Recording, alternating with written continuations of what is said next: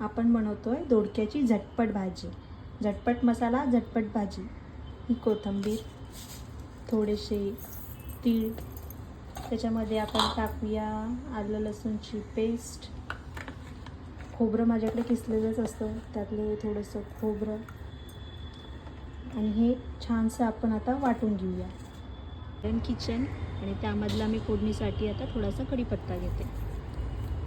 तेल छान गरम झालं आहे. आपण त्याच्यामध्ये मोहरी,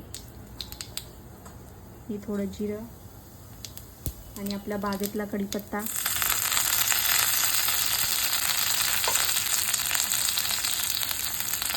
त्यात थोडी हळद, लाल तिखट आणि ही धना पावडर. आपण हे मिक्स करून घेऊ आणि याच्यामध्ये हे वाटलेलं वाटण